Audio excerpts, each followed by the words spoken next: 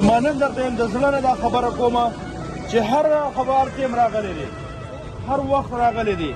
زه تاسو مایوسه کړی نه یم.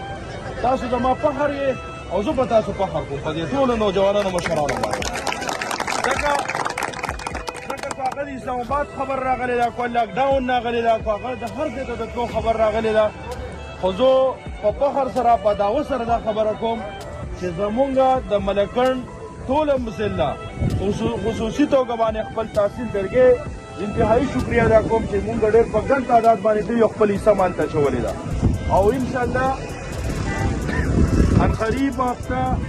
روان هفته کې امید د الله نه کوو چې ټکټ ومې شي.